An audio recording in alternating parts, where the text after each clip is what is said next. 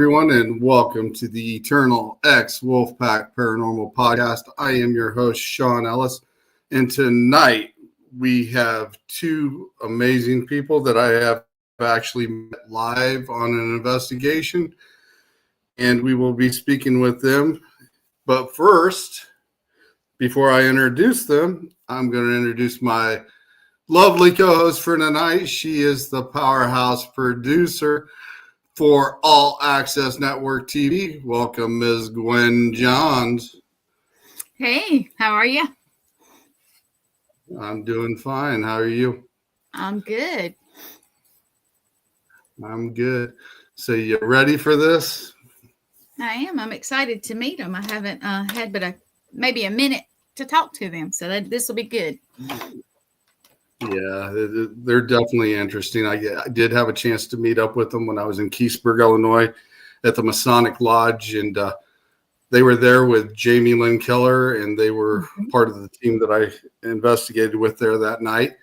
And the name of the team is Phantom Pals, and you can find them on Facebook under Dead Squirrel in the Woods Studio, and on YouTube, The Veil. That is the name of their two places you can find them at. So let's introduce them tonight. We have Nick. Hello, Nick. Hello. Hey, Nick. And we have Leah. Hi, Leah. How you guys been? Well, been good. Fantastic.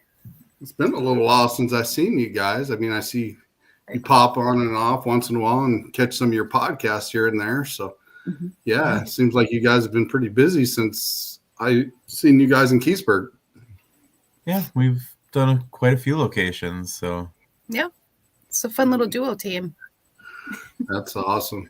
I enjoyed teaming up with you guys. We had fun, especially there in Keithsburg. We'll talk about that toward the end of the show here. About the Keithsburg part. So my fans and my followers, I normally ask this question: what got you guys into the paranormal? Because I just like listening to the background of how people got into it and why they got into it. Leah?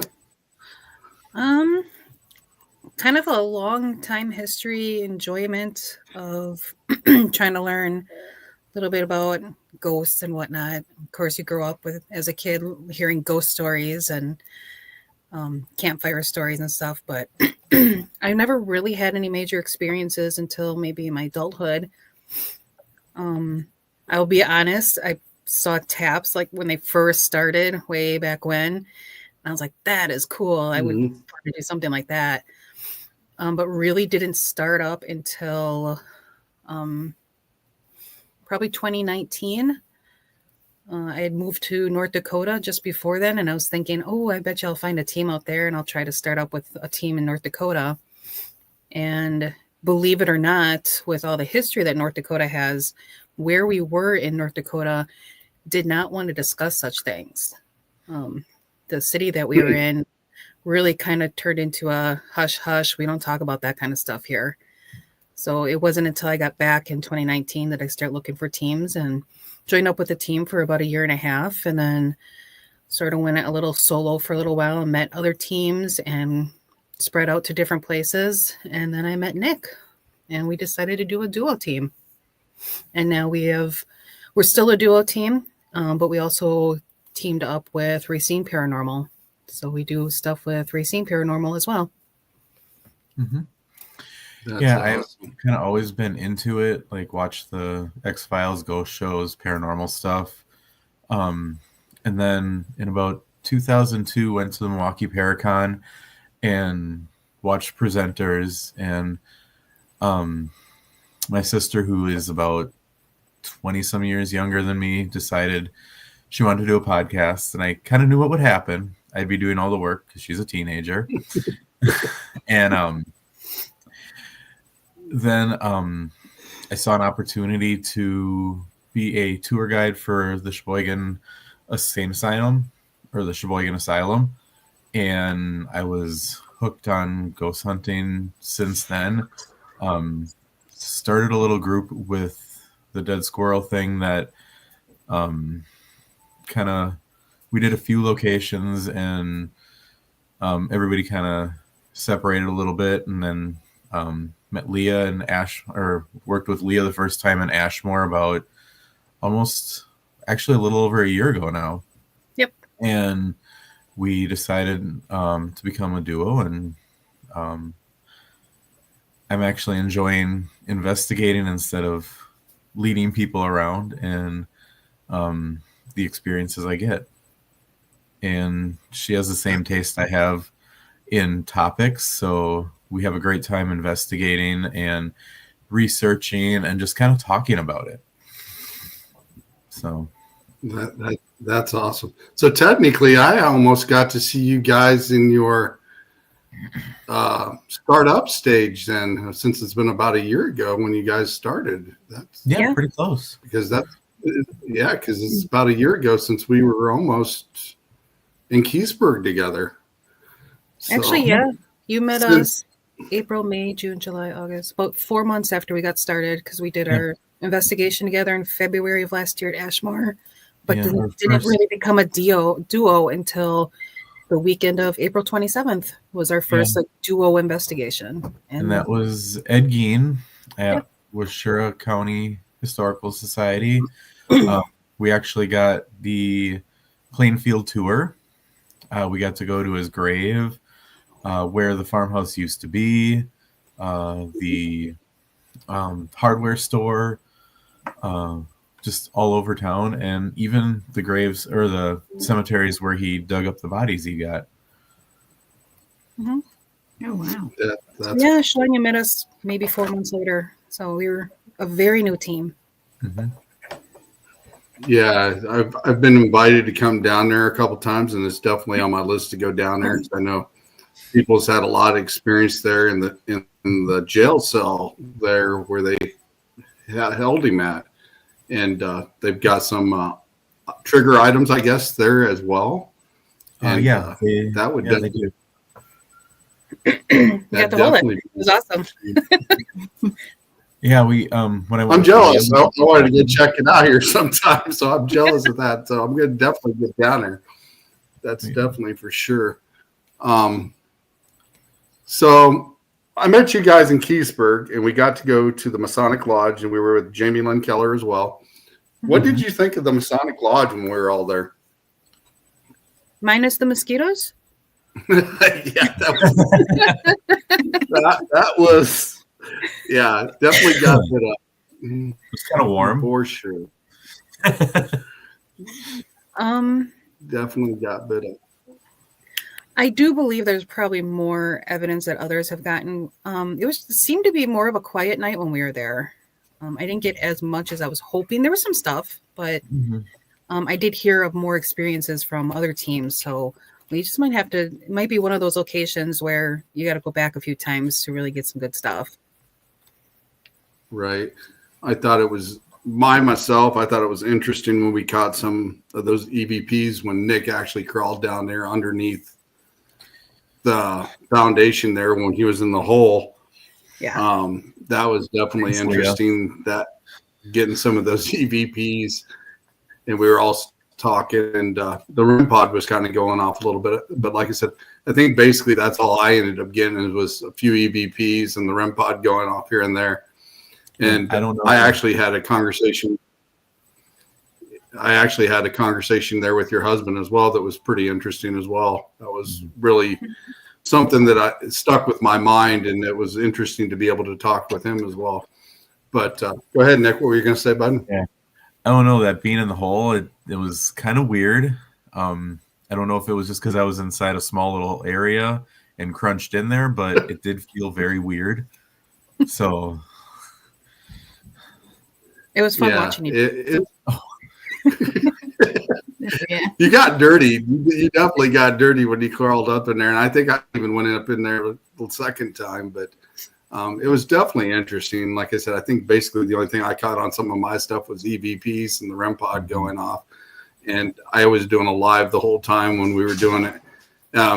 one of the other things, that I caught was a lot of outside. You could hear the trucks outside the building from across the street going on a lot. And that kind of interfered with a little bit, I thought, because you know how that goes when you got an investigation and then all of a sudden you're hearing the car door slam from behind the house and thinking it's something else. And I remember one time, I think you guys had your tripwire downstairs when I was upstairs, and I heard it go off, and we were like, oh, what's going on here? And somebody had the tripwire going on there that night.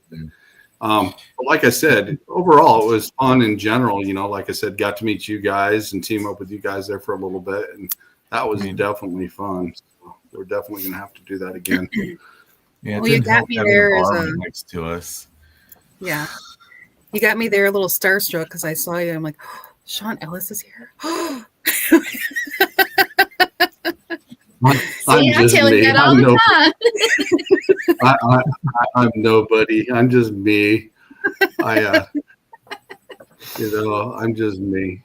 But I definitely like teaming up with other teams and doing stuff like that. So hopefully this summer, maybe we can collaborate and do something together again, because that would be fun. Yeah. Where are some of the locations that you have found since you've been investigating that you have found interesting? Well, our go-to is Brumder in Milwaukee. Yeah, we do a lot of Brumder. We do a lot of Brumder.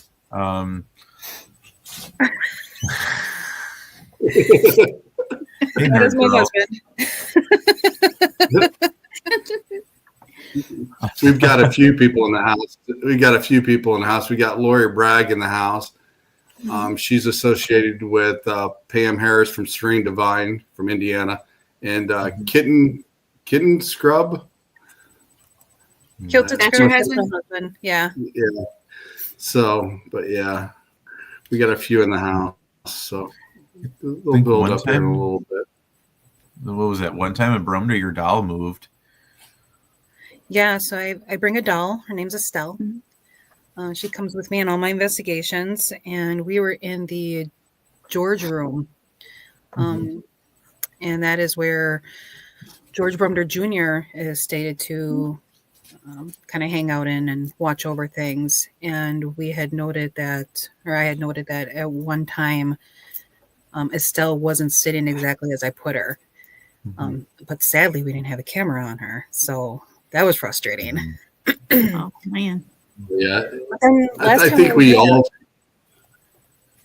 we've all come across things when we're getting ready to set up, and we've had certain pieces of equipment set up and the camera's not up and running, like a cat ball roll across the room for no reason, or like you said, the doll's shifted, or etc. And it's so aggravating to not be able to capture it, because like I said, you're getting set up, ready to go, not expecting anything at all. And then that seems to be the time it all happens, is when you least expect it. They get you off guard. But still, Oh, yeah, it does. the two of you witnessed it, you've experienced it. So that's something nobody can take away from you as well. So that's also a good thing. True. So, But we had some interesting stuff happen at Rock Island Roadhouse when we went there the first time, me and him. Well, the only time, but we do plan on getting back there. We were on the 3rd floor, and with all the investigating I have done before with my old team and with other teams, and now with Nick, I have never seen or heard a REM pod go off. It's crazy. In the 2 years before I even met Nick, a REM pod never went off anywhere we went. And so for the very first time ever, a REM pod went off when we were in one hallway of the 3rd floor. So we both kind of go running to go see what that was about. And then our dead bell would go off in a different hallway. So we'd go to that hallway. And it just felt like it was kind of messing with us, because it would take things and use it when we're not standing right there. And it was almost like running in circles. Like it was really messing with us. It was fun. We even checked that there was no like the battery pack for the dead bell was nowhere near. It was far away from the dead bell, that it wouldn't trip it off, or nothing was there that could make it go off. Right. And I think we were live then too. Didn't we go Mhm. live at that point? And I got all excited because I'm like, oh, is that the REM pod? No way. And we went running, and then the dead bell went off in a different hallway, and then the REM pod would go off again. And it was just like this back and forth where we can never catch it with our eye. And Right. like it was toying with us. It sounds like it. Is your doll haunted? The one you take? No. Okay. The one she takes isn't. He Oh, has you take one that is? I may have one. We haven't confirmed there's a spirit in there, but Mhm. 2 locations we've said her name and cat balls have gone off by her feet. Yeah. So unless there's That's something interesting. in those locations messing with us, I don't know. Could be. But she Yeah. moves pretty You quick guys, when the cat ball goes off by its feet. Oh, yeah. you mentioned You- the Rock Island Road. We got a little delay here. What'd you say, Gwen? Oh, no, I was agreeing. Yeah, it might No. be. You mentioned the Rock Island Roadhouse. I actually had a chance to investigate there as well with Eternal Paranormal. And Derek and I was down in the Vortex room, and we were sitting there kind of like trying to figure out where we were going to start investigating and stuff. And I never been there, so Derek was showing me around as well. And we were sitting in that Vortex room, and we heard someone walking up that hallway and mumbling. And I told Derek, I said, just sit there, because I thought maybe it was the girls, Alicia and them guys were messing with us for a little bit. And I was like, just let them go. So we sat there for a little bit, and then we kind of looked around, and then we went out and looked down the hall, because you know how long that hall is. And then you got to go down to the corner and take a left.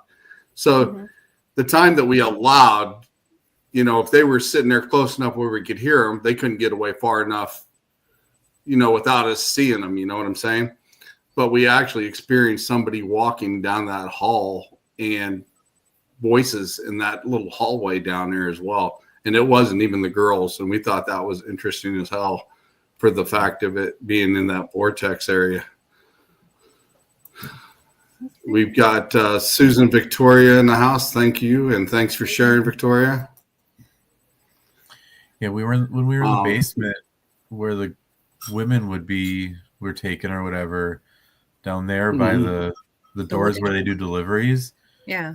I swear we were hearing stuff, and I'd go out there and I didn't hear vehicles or anything, but I couldn't debunk it or verify it either. So Right.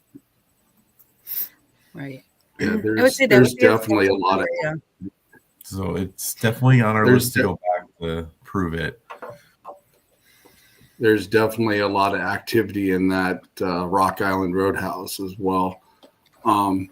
Like I said, we had quite a few experiences because we were there almost all night long for that, and we got quite a bit of stuff from that, and it was definitely interesting. So if you guys happen to go back there, hell, I'll team up with you guys when you go there, because I'd definitely like to go back there again. Yeah, let's do it. And he'll have to bring Abigail, because that was the first time the cat ball went off on his doll. That's the one time you didn't run from her. No, because we kept trying to debunk it and moving stuff around to her. But no, when we were at the Boyd house and we were being very vocal about the cat ball going off, and like we put it by her feet, like right on her lap, so it wouldn't move or turn or anything. And I remember saying, if that cat ball goes off, because she was sitting behind me, so I can't see her. Like, if that cat ball goes off behind me, I'm going to have a problem with this haunted doll behind me. And within minutes, it went off, and I sure did stand up and run. Pretty quick. So, It's really quick. so is that the investigation that got you running the only time, or has there been another one? The only other time I ran was not paranormal. It was because it was a huge black spider, and I don't play that game.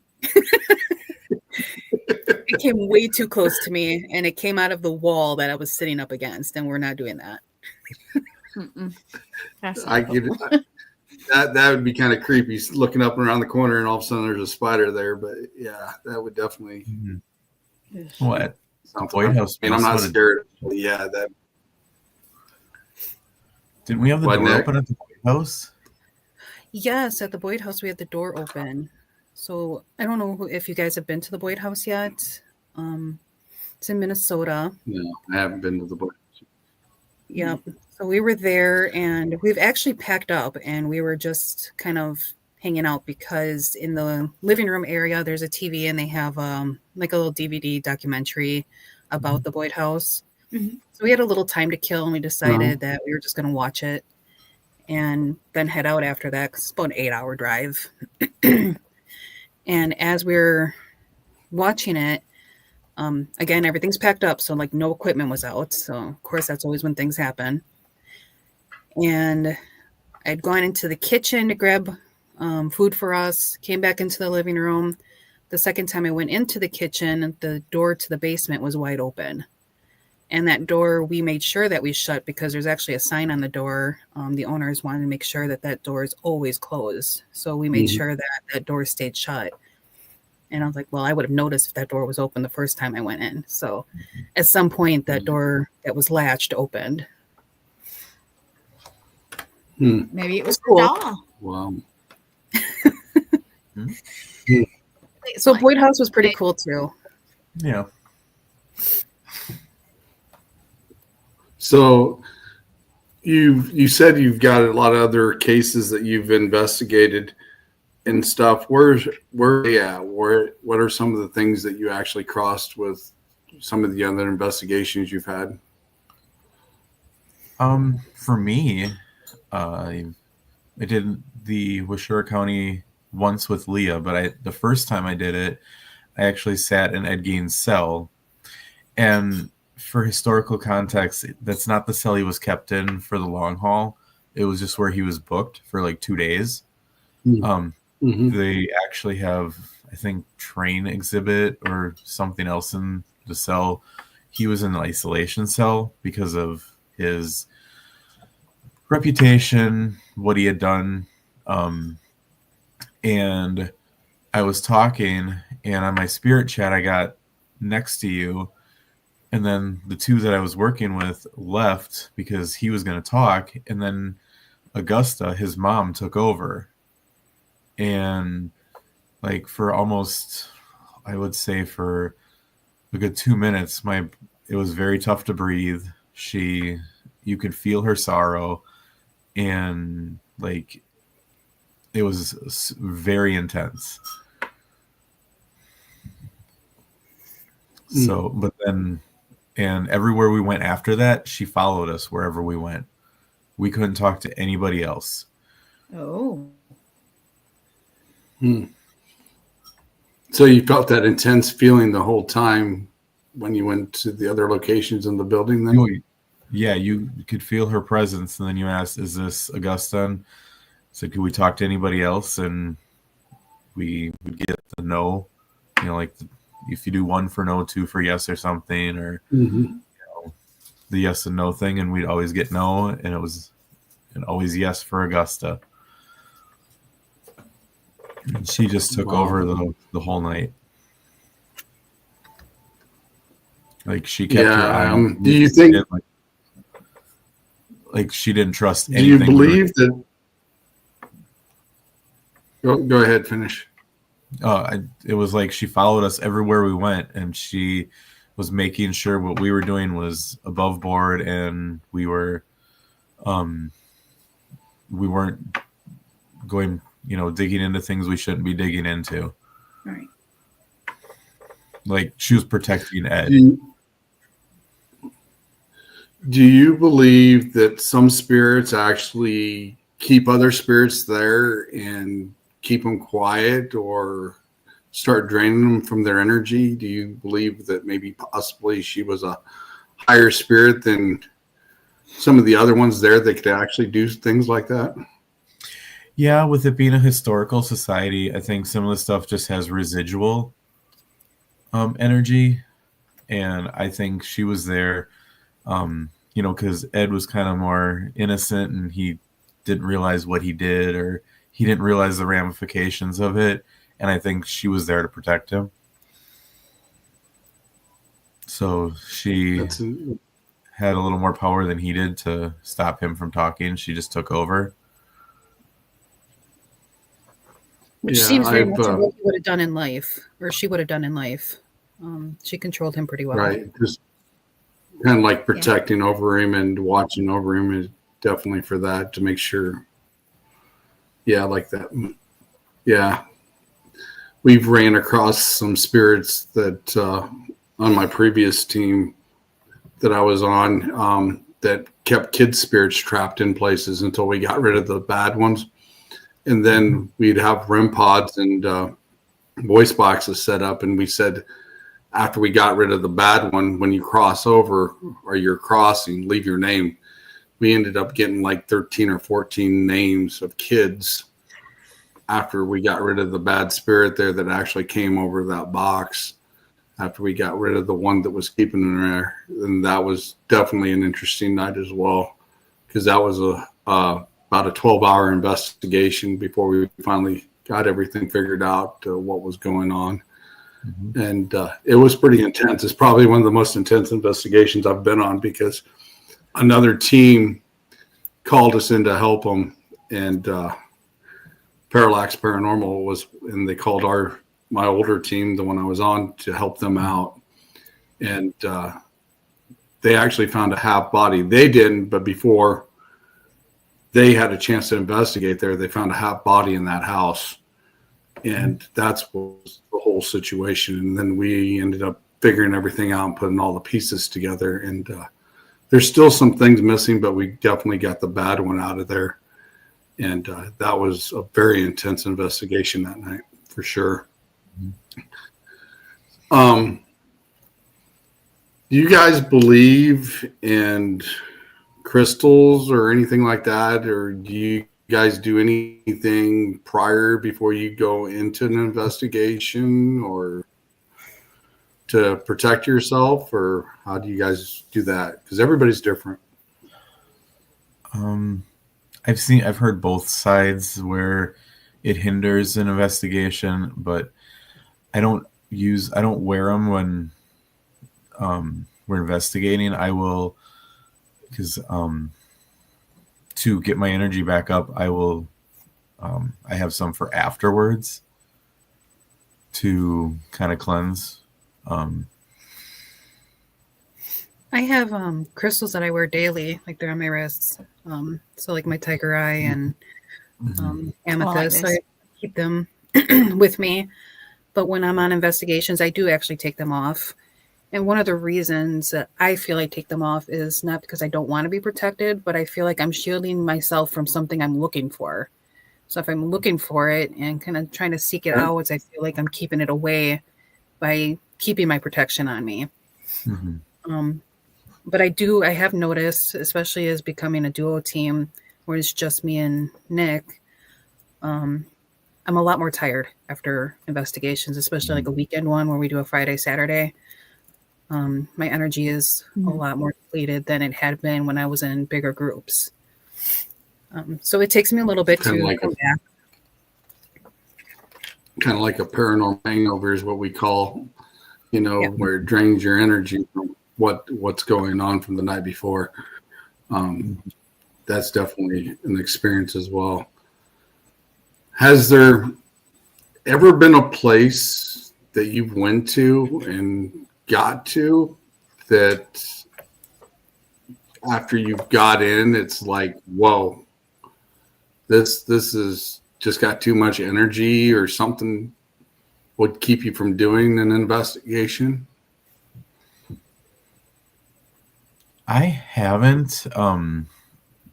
I kind of go with the location and the flow. If Leah's challenged me to do many things, and I have no fear. I just do it. I don't even think about it.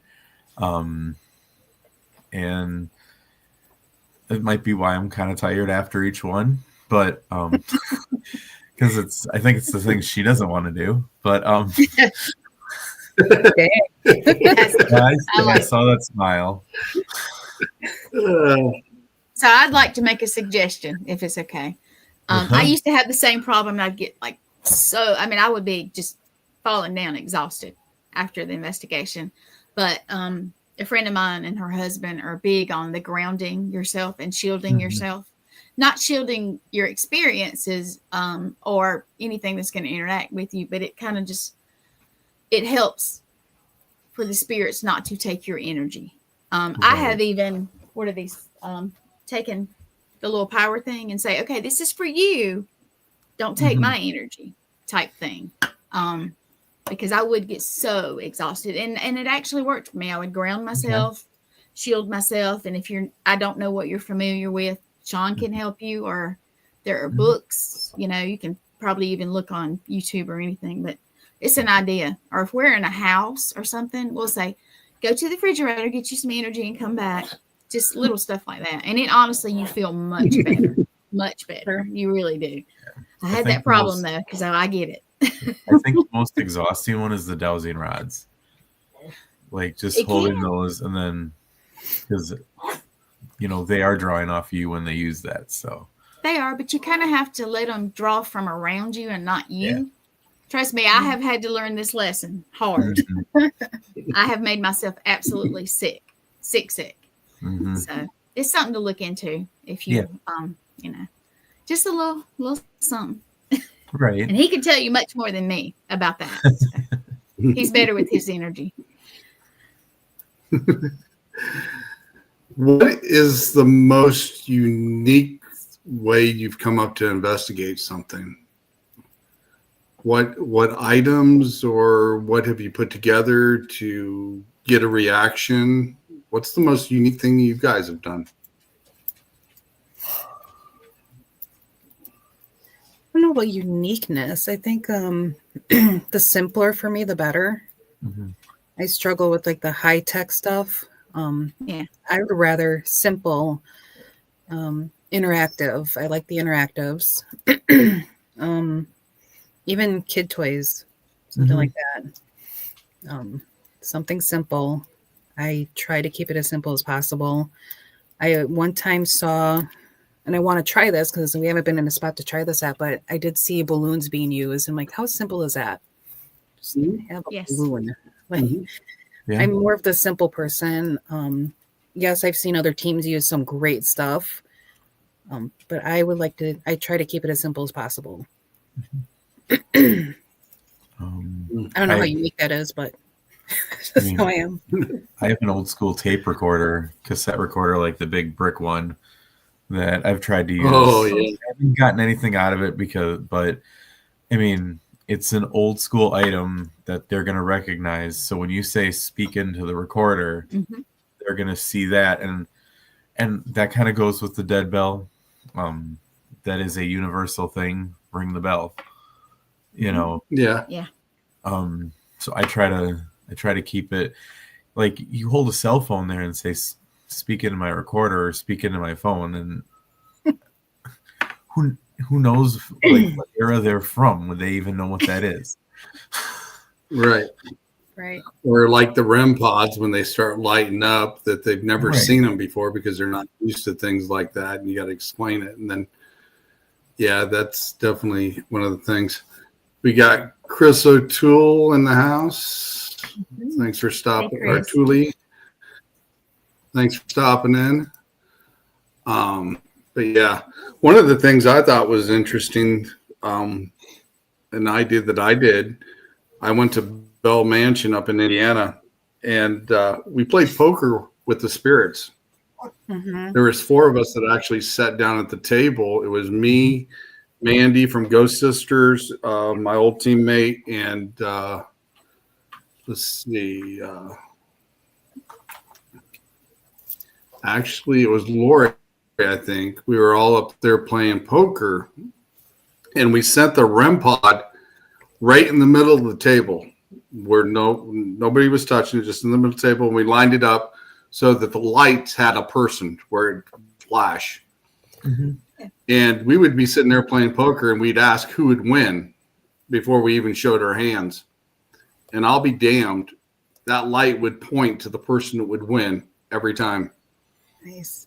it was the craziest thing I ever seen. They would just point to the exact person that would win that hand, and they were spot on. It was the craziest thing I ever seen up there when we did that. But that was kind of a unique thing that we did. I do like the idea of doing non-investigations investigation, where you're not sitting in rooms and trying to communicate or look for things, but just doing a day-to-day activity, but still having recorders going. Like, again, for later this month, we're going to the Asher home in Indiana. And one of my ideas is I'm going to be bringing like an Uno game and just sit there and play a game. Like, you're not looking for them. You're not asking for communication. Just a day-to-day, like, let's make some dinner. Let's hang out. Let's have conversations. Let's play a game. Because you'll get a lot of interaction even doing that. And that, to me, is more what I'm looking for. But I'm still waiting to look for my aha moments. Like, I want to hear a door slam or something bigger. I'm waiting for. Haven't hit it to yet. But we did have something happen at Ashmore that we don't talk about a lot. But I think we downplay it so much. And to me, it was a bigger deal. But we went to Ashmore for a public investigation.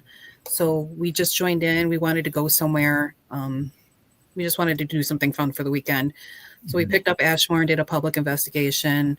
There was 2 spots left. So we're like, let's just jump back over there. And yes, there's going to be other people there that we don't know. So it's going to be a bigger investigation. But there ended up being like maybe a smaller group of 5 or 6 other people.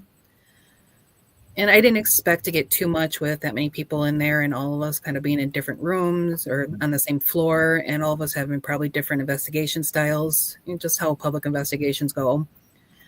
And we were on the 2nd floor and just sitting in a room waiting quietly, just chatting amongst each other.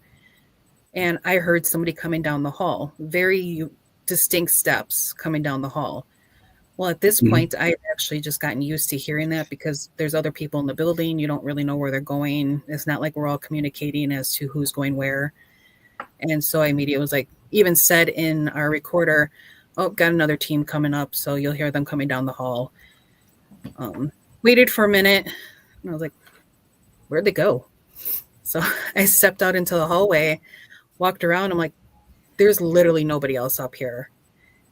And told Nick, I'm like, there's nobody here. What did we just hear? That was insane. And it was like one of those moments where it's like, that was really cool to me. Like, yes, I heard footsteps and I blew it off as if somebody else was coming and there was nobody there. So I enjoyed that moment. I remember right. Didn't we have the hall light going on too during that? No, that was the first time. Oh, that's right. Yep. But we couldn't debunk that because if anybody walked in the lower level, they could have set the light off. Right. We couldn't really debunk any of the motion sensor stuff because we didn't know where everybody else was. But at that time, I remember saying right into the recorder, oh, we got another team. You'll hear them coming through. It was almost, I was tagging a noise, and I was tagging a noise that wasn't being made by anybody. So that was super cool. Do you guys use flashlights at all? Yep. Yeah. Have you ever had one of those roll or anything on you? Not yet. Not yet. I've seen videos where they turn them on and off too, and I've not had that happen yet either. Nope. I'm waiting for that. Hold on. I've actually seen it light up. That's interesting. It does all the time for me. That's one of my favorite. That is my favorite go-to. I have a excuse me, guys. I have a flashlight that I used when I was a paramedic. It was always with me, and it will go off. Sean, you've seen it go off. Just us on here. If I can find it. I've actually sat there and watched it turn, and you can see the lens itself just going like this a little at a time, and then it will actually do it.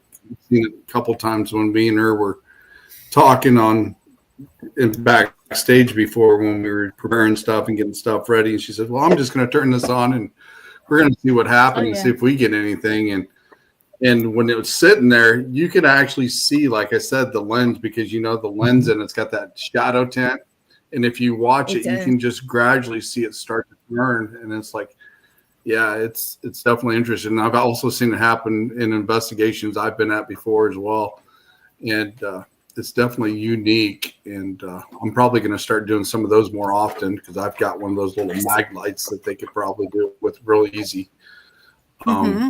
Yeah, this is the mag light. Especially when I used it for years, and you just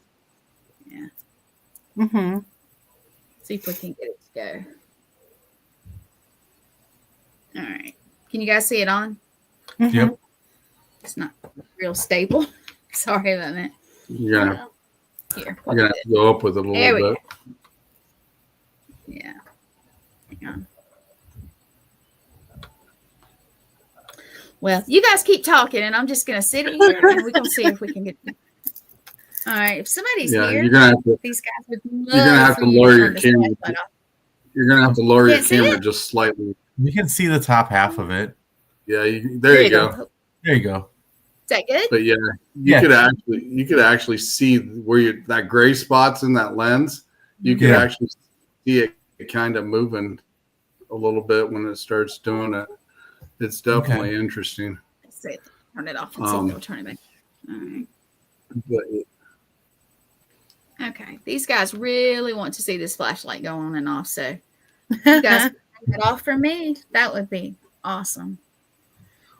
Where are you that you're? But, I'm at home. Oh, okay. So you have some stuff going on at your house? Yeah. Always. Yeah. All right. Come on, you guys. They have not seen a flashlight go on and off like I do all the time. So I know you guys can put it on and off. And I know you've talked to Sean. yeah, before, Gwen so- lives in You see it? lives in South Carolina. Guys, turn it off for us. So,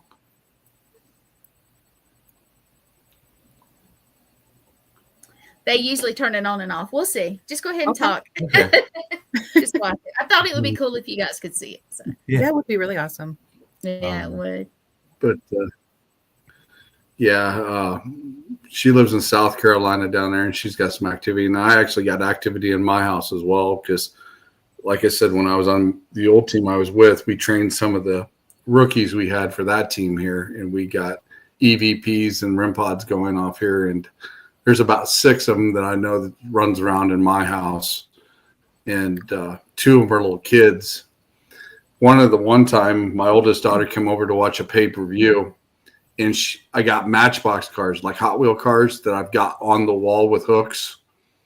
She literally seen them come off the wall and fall on the floor off those hooks when we were sitting there watching a pay-per-view, and it freaked her out. And she kept saying, "Dad, in the closet, in the closet." And I said, "Yeah, it's in the closet." And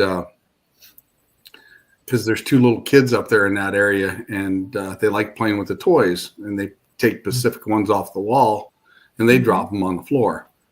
So I haven't put them back up for a while, and I left them toys on the floor to play with, and so far they seem to be content. But yeah, she's literally seen them come off the wall when we were sitting there at the pay-per-view watching it one night, and she was freaking out. And it's like, you got to get used to stuff like that if you're going to come around here.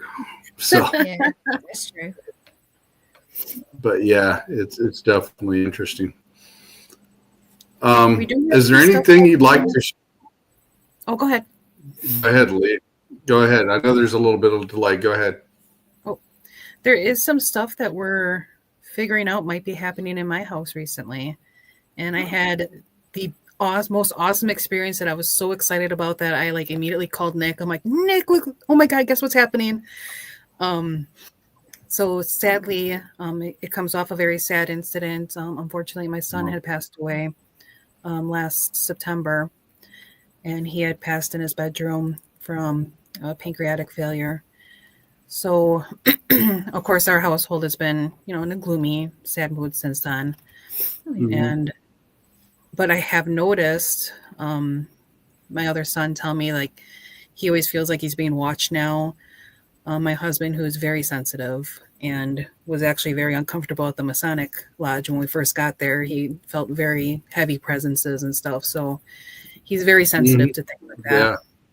Yeah. He had said he's seen shadows and stuff, especially down the hallway where our son's room was.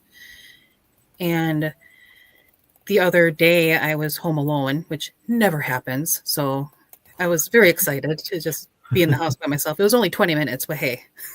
That's a while after you don't have any yet. Okay. I have a room across the hall from where my son was staying, and that is my granddaughter's room. She comes and visits every Tuesday, and she has her own room there. So when she spends weekends with us, she has her own bedroom. And of course, she's going to be 3, so she's got toddler toys everywhere. Any toy that makes noise and lights up, she's a happy girl. So there's a lot of toys in there. And when she's not there, I leave her door shut, mainly so the animals don't get in there and get into things in her room, because she doesn't leave it clean because she's 2. So I heard one of her toys going off while I was just watching TV. And I was like, that's odd. Am I hearing a toy? So I kind of got up, walked down the hall, listened, and it was done. Opened her door. And honestly, when I opened it, I felt a very cool draft. Very, very cool draft. And decided, okay, that was weird. So turned on the light, looked around. I was like, I can't pinpoint which toy it was because there's a million of them that make a lot of noise. So turned the light back off, shut the door, went and sat back down, and again, happened again. So I was like, that's pretty cool, but I can't pinpoint it. So this time I left the door open, and I noticed my cat wandered in there. So I was like, all right, noting that my cat's in there. So who knows? And nothing happened while the door was open and while the cat was in there. So I figured, all right, whatever it was, maybe vibration of the house, who knows? Something turned on a toy. No big deal. Right. Noticed the cat left, and I was like, good time to shut the door then. So here's my cat in the living room. I'm going to go ahead and shut the door, go back to normal life. I heard it go off again then. So it was after the time I shut the door. So this time I'm like, nope. And I like ran to the door, opened it, and finally located the toy. And it was one of her picnic baskets, one of those VTech picnic baskets. And now I'm on the phone with Nick because I'm excited. And I'm telling him what's going on. And I was like, all right, Nick, I am shutting off the toy. So I leaned down, and you have like 3 clicks. It's like the loudest, then the medium, and then off. Click it off. And then shut the door, left the room again. Nick, I don't know if it was maybe 2-3 minutes later, but I got super excited because it turned itself back on and was playing again. And I opened the door again. I'm like, Nick, do you hear it? It is on. And it's like actually clicked on as if I never turned it off. And I was very excited. And by this time, Mike and my daughter came home from picking up dinner. And I ran into the kitchen. I'm like, Nick, I'm going to call you back. I'm going to tell Mike and Kara what happened. They didn't share my enthusiasm for reasons that stuff like this actually terrifies my husband. That's why he doesn't investigate very often with me. It's a little too much for him. And my daughter didn't like the idea that it could possibly be my son trying to grab my attention. But I thought it was, to me, that was like amazing. Like that's the kind of stuff I look for.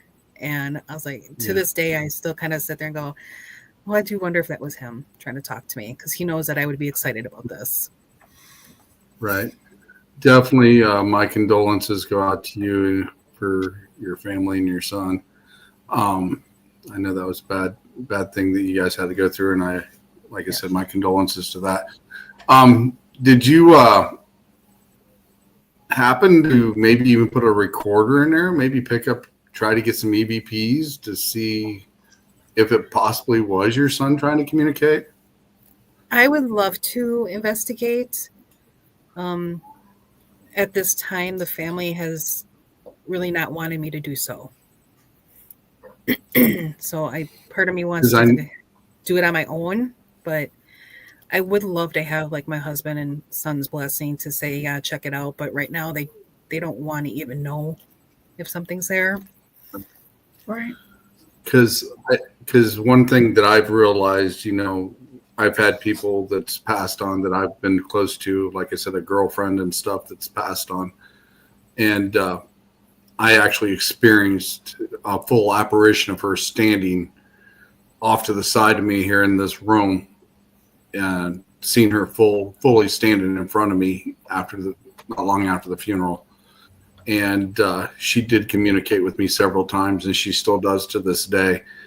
And I just thought it was interesting, as in the fact, like I said, if you're really close with somebody like that, and the way I was with her, and I know you were like that with your son, if you actually did get some type of contact to verify that it was him, because like I said, you got that link to him, and it would definitely be an interesting thing for sure. Yeah, well, it killed my battery, by the way.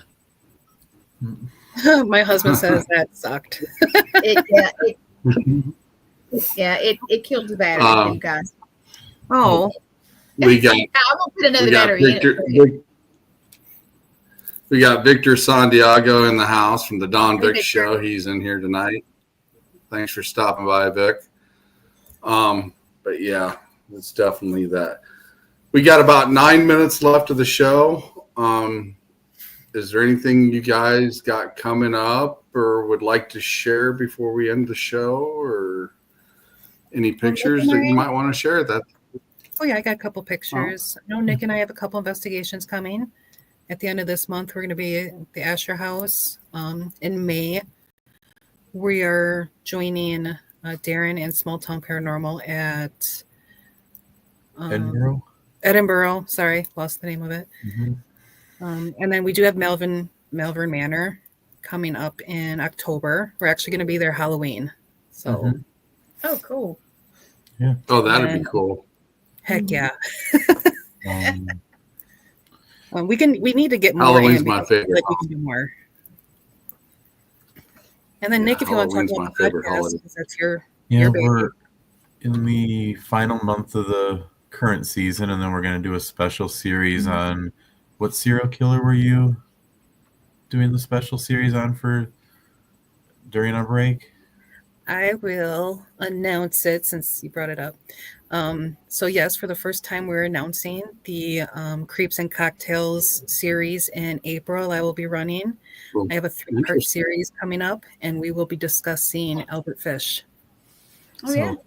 Yes. So That'd be once cool. a month, we do a Creeps and Cocktails where we pick a serial killer, and kind of whatever state it's from, we kind of pick a drink from that state, or that's a popular drink in that state, and we have a cocktail and we talk about serial killers.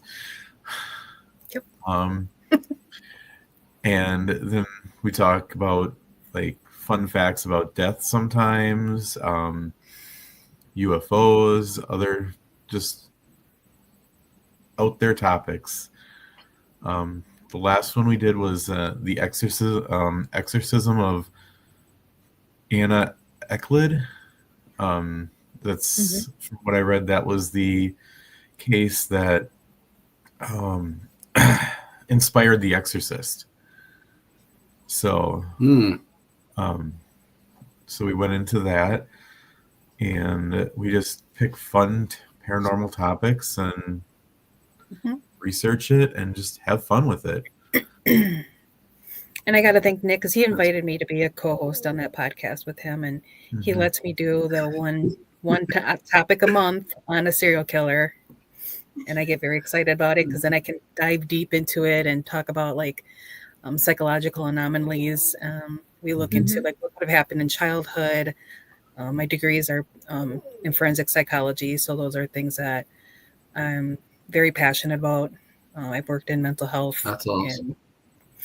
And and to this day, I still work with it. So I have different certifications in criminal anomalies and minds, and so we get pretty deep into it. So thank you, Nick, for letting me have that Creeps and Cocktails session where I can talk about a topic every month.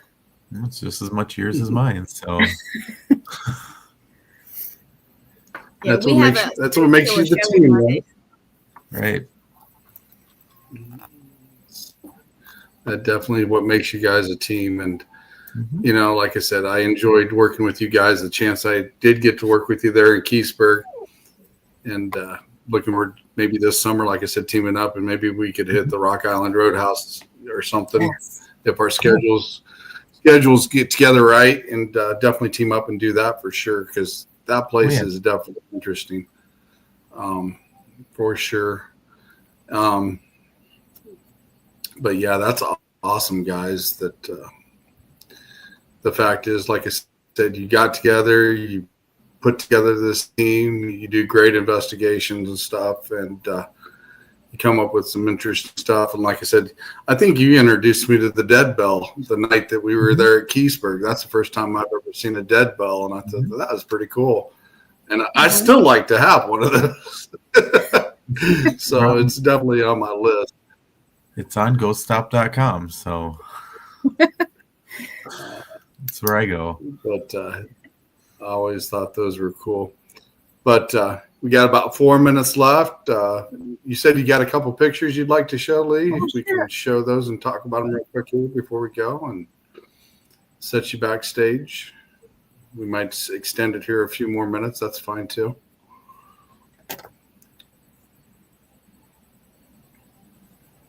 Can you pull them up? I'm looking at it. Okay. All right. Okay, here we go. You ready? All right. So that was the cemetery we went to at Winnebago, right by Winnebago Mental Health Facility. It's just a picture of your files. Is it really? Yeah. Yeah, that's what we're seeing. It's being sassy. Yeah, it's being sassy. Computer gremlins at their best. You always got to Okay. love it. Always have those. Yes. Here we go. There we go. Okay. Yeah, we went. That was with Darren, right? Yep. That's when we went with Darren. It's the Indiana Sanitarium. It was Indiana Sanitarium. Yep. That's cool. That was us. That'd be a good place. I figured we'd add us in there. That was Yeah. in front of just something I thought was really cool on the side of the Oh, road yeah. in Indiana. It was like an abandoned building of some sort. I'm like, that place is cool. We're going to take a picture. Yeah. So road tripping. You kind of want to go in and investigate. Yeah. That's the Boyd House. Mm-hmm. That's So that was interesting. in Minnesota. Had to add that was Really? Really? had Had to to go add there? Rick Plain at Ashmore. That's a good picture. That's cute. You gotta have fun. You gotta have fun. Okay. We were having fun at Yeah. Ashmore. Oh, we had a lot of fun. And then that was a Horridge House. Yep. Oh. So that's where we, and then that's again the Boyd House, kind of where we had our grid set up. Mm-hmm. So just a couple pictures there, not much. That's good. That's awesome. That's cool. At least, like you said, you got to have fun on your investigation and have some stuff. I mean, even that night we were investigation when we were all at Keysburg. We went down to Alito there and we all ate pizza that night and stuff. And Yeah. like I said, that conversation was really good. Like I said, I even talked to your husband there, which was a good conversation that night as well. And Yeah. you said he was watching. Hello. So You But, don't have a picture of didn't the wanna tower forget. I knocked down. What'd you say? You don't have a picture of the tower I knocked down that you built. I don't. So you were playing with the rocking horse. I was playing with some blocks, and I built the tower, and he knocked it down. And I just him.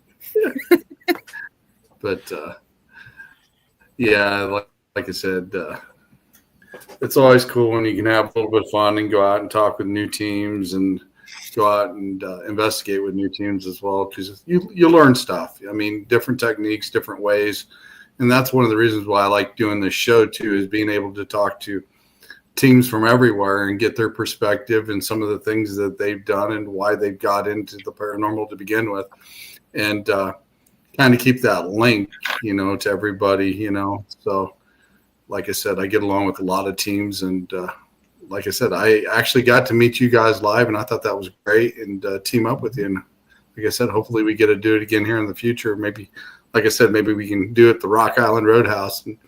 Because, like I said, that would be an intense one as well, because there is a lot of stuff going on there.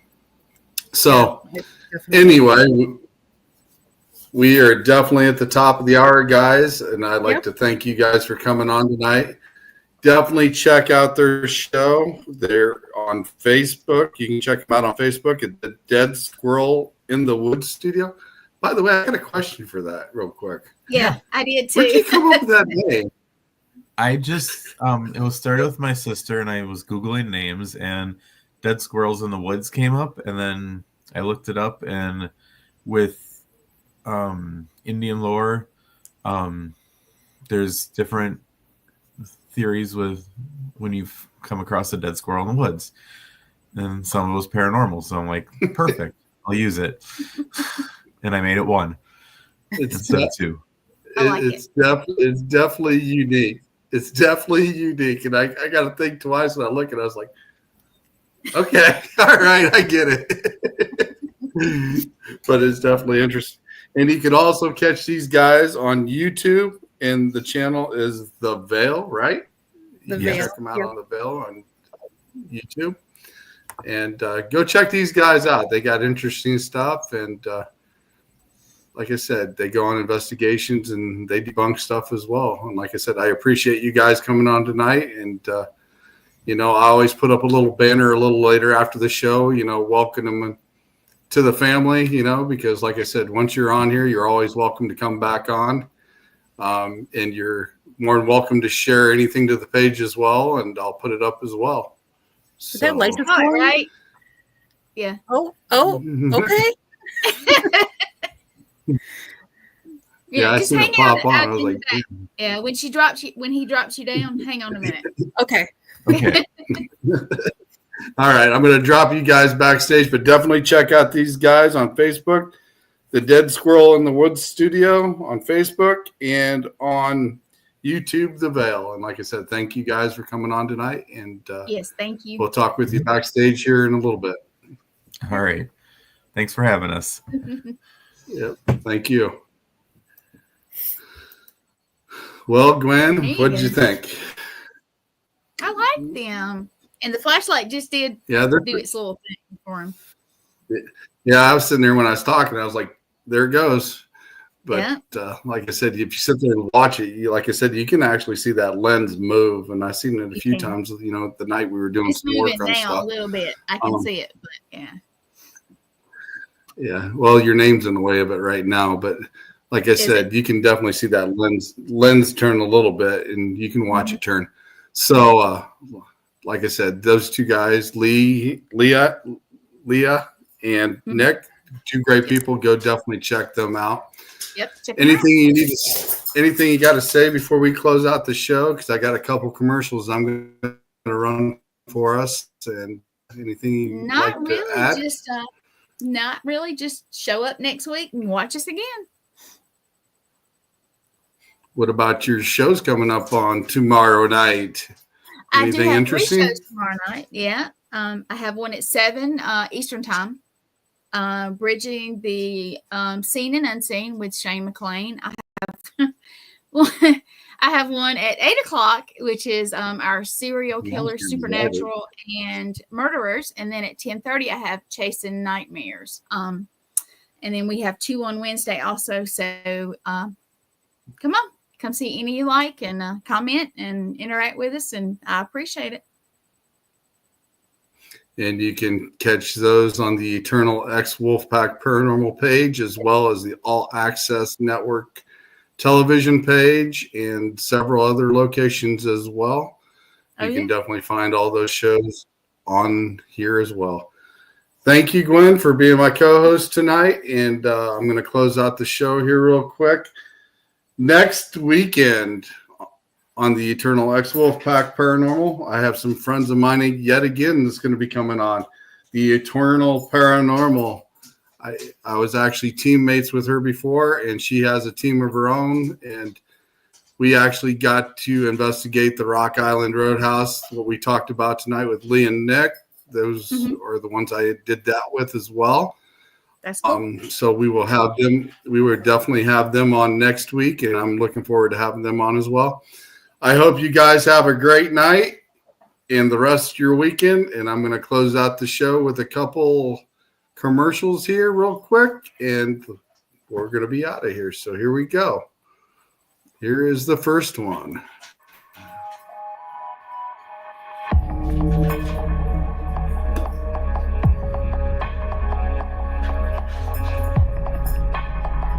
So slow tonight.